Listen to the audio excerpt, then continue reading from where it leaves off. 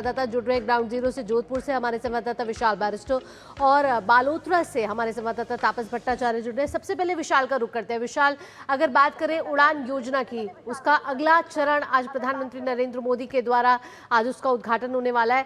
भारत सरकार का ये हमेशा से विजन रहा है कि हवाई चप्पल पहनने वाला भी जो व्यक्ति है वो हवाई यात्रा कर सके। इसी कहीं ना कहीं उद्देश्य के साथ उड़ान योजना की शुरुआत हुई थी 2016 से अब 2026 और अब अगला चरण।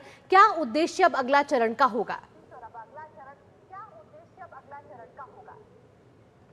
देखिए, जो अगला चरण है इसका पूरा रोड मैप तैयार कर लिया गया है 10 साल के लिए। आपने कहा कि हवाई चप्पल पहनने वाला आदमी भी उड़ान भरे, यह प्रधानमंत्री का विजन था।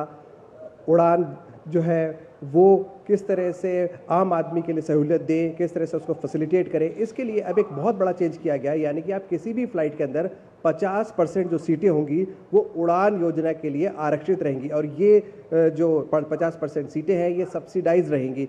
तो ये एक बहुत बड़ी पहल है।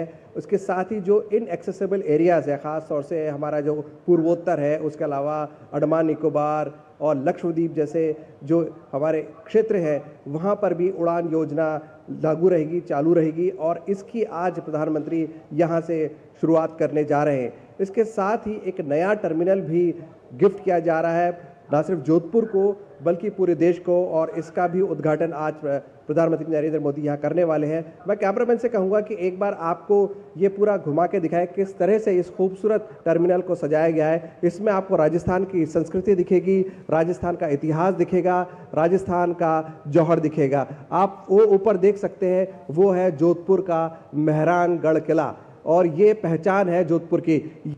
ये बिल्कुल, जिस तरह से हम देख सकते हैं बेहद खूबसूरती से राजस्थान की सांस्कृतिक विरासत की झलक यहाँ पर साफ तौर पर देखने को मिल रही है।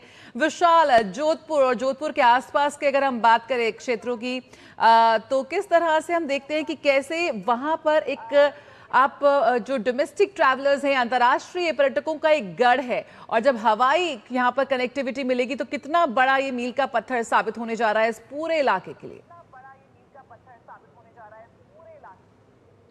देखिए जया, आपने बिल्कुल ठीक कहा। सूर्य नगरी जोधपुर को गेटवे ऑफ वेस्टर्न राजस्थान कहा जाता है, जो पूरे अपने गोल्डन ट्रायंगल का एक इम्पॉर्टेंट हिस्सा है, जोधपुर और जैसलमेर और बीकानेर मिलाकर।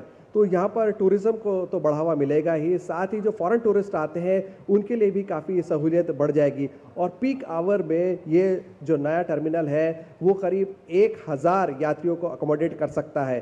तो ये एक बहुत बड़ी उपलब्धि रहेगी जोधपुर के लिए भी, और ख़ास तौर से जो वेस्टर्न राजस्थान जाना चाहते हैं तो इसके लिए जो मल्टीप्लायर जो इफेक्ट होता है उसमें भी काफ़ी फ़ायदा होगा, या कि इंडस्ट्रीज़ डेवलप होगी, क्योंकि टूरिज़्म के साथ साथ बहुत सारी चीज़ें और भी होती हैं।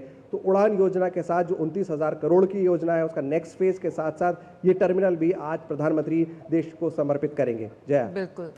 और तपस हमारे साथ जुड़ गए इस वक्त। तपस, आपसे पहला सवाल यही, इस वक्त जो विश्व में